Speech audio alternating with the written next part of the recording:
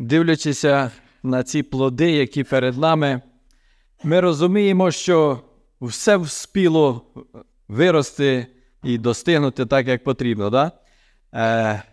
Тому що ми, як люди, дуже переживаємо, ой, вже хтось посіяв чи посадив, а ми ще ні. І ми не вспіємо, треба бігом, бо ми вже бачимо, сроки проходять. Вже, треба вже, щоб посіяти, а ми його не посіяли. Чи запізно ми думаємо, що посіяли. Але коли дивимося осінню, то все нормально, все хорошо, і картошка виросла, і пшениця вродила, і все добре. Ми десь порою перекладаємо, чи хочемо перекласти функції Бога на себе. Бо думаємо, що багато від нас залежить оцей урожай, який є в нас. Де щось залежить, але більшість від Бога. І Він знає, коли потрібно, щоб ми посіяли, і Він вчасно збере. Все. Нам потрібно тільки довіритися Йому. Знаєте, дивлячись на біблійні історії, не завжди було так. І, можливо, знаєте цю історію про батька і синів, де він вивіску над столом вивішав, що не завжди буде так. І, на жаль, в історії людства не завжди так відбувалося, що кожний рік були достатки в народів, в сім'ях, в людей. Були часи, коли були природні голодомори, голод, були штучні голодомори, штучні одного народу до іншого. Знаєте, в Біблії ми часто згадуємо, нам він, якби саме, можливо, більше запам'ятовується голод в єгипетському краї, де там не тільки єгипетський край, а оточуючі території переживали голод 7 років. Не рік, не 2, не 3. Як вижити за 7 років? 7 років голоду, де нема нічого. Бог провів своїм шляхом, своєю мудрістю, Він вирішив цю проблему. Але 7 років. Але Бог так благословив наперед. Було 7 років ізобілія, де були великі урожаї, і люди запаслися, і так вижили наступних 7 років голоду. Але я, знаєте, хотів, щоб ми зараз прочитали про інший голод, про штучний голод, який був теж зроблений іншим народом для ізраїльського народу. Це голод, записаний у 2 книзі царів, голод в Самарії. 6 розділ, ми зачитаємо 2 царів, 6 розділ з 24 вірша. «І сталося по тому, і зібрав Бен-Гадад, сирійський цар, увесь свій табір, і він зійшов і обліг Самарію. І був великий голод у Самарії». Тобто він оточив Самарію, не було туди продовольствия, не попадало. І настає голод. Люди виїли те, що мали, настає голод. І жахливий голод. І наслідки цього голоду, зараз будемо читати, дійсно мурашки по тілі біжать.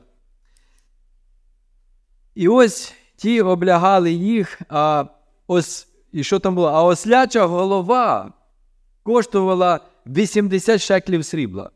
Я думаю, що до цього часу на ту голову ніхто й уваги не звертав, хто буде їсти її?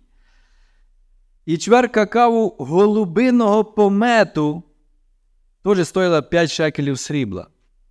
Тобто докотилися до того, все, нема що їсти. Нема що. Але далі ще жахливіше стається. І сталося, проходив Ізраїлів цар по морі, а одна жінка кликнула до нього, говорячи: «Поможи, пане царю». А він відказав: «Як тобі не поможе Господь, звідки я поможу тобі? Чи з току або з чавила?» Тобто він дає поняти, що в мене нема нічого. Чим би я тобі міг допомогти? І сказав до неї цар: «Що тобі?» А та відказала: оця жінка сказала мені: дай свого сина, і ми з'їмо його сьогодні, а мого сина з'їмо взавтра. І зварили ми мого сина, та й з'їли його. І сказала я до неї другого дня: дай сина свого, і ми з'їмо його. Та вона сховала свого сина. І сталося, як цар почув слова цієї жінки, то роздер шати свої. І він ходив по морі, і народ побачив аж ось веретище на тілі його зі споду. І він сказав: отак нехай зробить мені Бог, і так нехай додасть, якщо, нарікав там на Єлисея, на пророка. Але наскільки великий голод, наскільки велика біда сталася в цьому народі, що навіть дітей своїх їли. Жахливі умови. Я думаю, що ми тут присутні, ми не можемо зрозуміти, як це. Як це таке можливо, да? Як таке можна, але таке було. На жаль, і голод підкашує людей. Якщо взяти не біблійні часи, а наші часи, Україна, і ми знаємо, що і в нашій державі був голодомор штучний. Я вчора дивився в Вікіпедії, написано 10,5 мільйонів українців було знищено під час голодомору 32-33 року. 10,5 мільйонів. І акцент був чомусь на українцях. Україна була штучний голодомор, і Кубань. На Кубані теж українці пострадали. 10,5 мільйонів. Колись моєму дідові було тоді 22 роки, коли це був голодомор. І я вже, коли став дорослий, спитав свого діда: слухай, що ніде не можна нічого було взяти їсти? Якось же можна було десь знайти щось. І коли ми пасли корови коло Дністра, можливо, більшість знає, що таке школьки. Школьки, так? Да? І там багато було вже, тільки, багато із них тільки сама ця кришка. А оцих самих внутрішніх цього м'яса вже не було. Але й попадалися й такі. І я дідові задавав питання, кажу: там багато такого є. Що це, може, люди їли?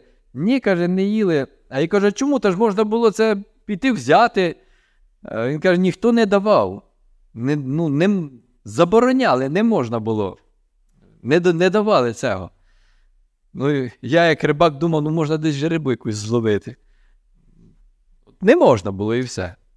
І штучно був голодомор. Тому, дивлячись на ці плоди, слава Богу, ми не пережили голодомор, але ми розуміємо, що це не завжди було так, і що це надзвичайно страшні часи, період голодомору. Ми, я думаю, дивилися і по телебаченню, де людина йде, де впала, і все. І все. Не дай Бог такого. Сьогодні ми радуємося і дякуємо Богові за такий обільний урожай, який є у нас. Знаєте, я ще одне місце зачитаю. Буття, 26 розділ.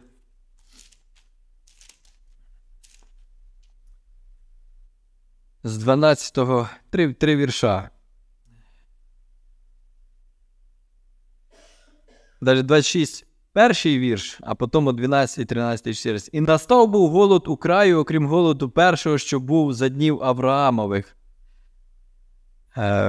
І пішов Ісаак до Авімелеха, царя Филистимського, до Герару». Тобто, коли жив Авраам, був голод, потім його син, теж голод був, але Бог благословив Ісаака. І написано: «І посіяв Ісаак у землі тій, і зібрав того року 100-кратно, і Господь поблагословив був його. І забагатів оцей чоловік, і багатів усе більше, аж поки не став сильно багатий.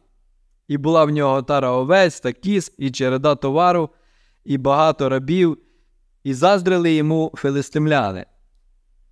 Він там був, де ці всі остальні. де переживали голод, але Бог його благословив, уявляєте, в 100 крат. Це важко уявити, скільки це. 100 крат це відро картошки посадив, а зібрав 100. Це дуже багато. Це дуже багато. Ісаак розумів, що він нічим не кращий за інших людей, але Бог його поблагословив 100-кратно. 100-кратно у нього зародила нива його поля. Бог хоче від нас і хоче бачити в нас, щоб у нас було серце вдячне йому. Щоб ми дякували йому. І, знаєте, ми проживаємо в такий час, от раніше, навіть я це пам'ятаю, свіжих помидор, там, огірків чи ще щось свіже ми не могли купити десь на Новий рік, да, наприклад. Я знав, що нема такого. Зараз ми круглий рік можемо купити свіжі помидори, свіжі огірки, зайти в магазин, проблем немає. І що ти хочеш? Навіть те, що у нас не росте, воно у нас є. Бог наскільки нас благословляє, то... А він каже, від нас хоча б серце вдячне. На жаль, мало людей вдячних. Пам'ятаєте історію, коли з прокаженими, 10 прокажених, Ісус Христос їх всіх ісцелив, а вернулися подякувати Господу тільки один. Один. Даже не 2, а 1. А він каже, а ти 9. Що я хіба їм це саме не зробив? От, на жаль, людина сідає їсти за стіл, не задумуючись про те, що це Бог дав. І що потрібно подякувати йому за цю їжу, яку ми маємо. Одна історія, я чув, плем'я в Африці, і з одного племені людина перейшла в друге плем'я, вже така в возрасті, і питають, а чого ти перейшов сюди? Він каже, в нас голод, в тому племені голод, і народилася одна дитина, і для того, щоб вона вижила, потрібно комусь уйти, тому що продовольствя дуже майже немає. І комусь треба звільнити місце для того, щоб дитина вижила. Знаєте, на жаль, зараз ми можемо побачити і хліб на мусорках, і все остальне, де все викидається. Наскільки, нас Бог благословляє, але людина це не розуміє і не дякує. В Післанні до Солонян Павло каже, дякуйте, подяку складайте Господу за все. За все ми маємо бути вдячні. На завершення декілька віршів з Псалма 102 я зачитаю.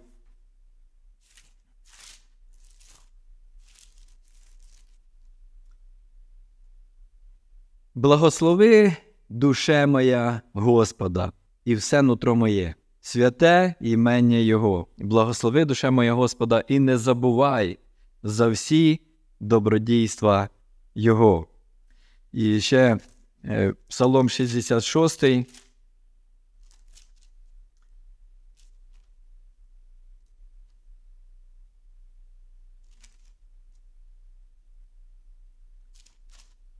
Нехай Бог помилує нас, і хай благословить, хай засяє над нами обличчям своїм, щоб пізнати дорогу Твою на землі, посеред народів усіх спасіння Твоє. Хай Тебе вихваляють народи, о Боже, хай славлять Тебе всі народи. Нехай веселяться і співають племена, бо Ти правдою судиш народи і племена ведеш на землі. Хай Тебе вихваляють народи, о Боже, хай славлять Тебе всі народи. Земля врожай свій дала, Бог благословив нас, наш Бог. Нехай благословляє нас Бог, і всі кінці землі хай бояться Його. Дійсно, хай наша душа завжди буде вдячна Господу, щоб ми дякували Йому, бо Він добрий до кожного із нас. Слава йому. Амінь.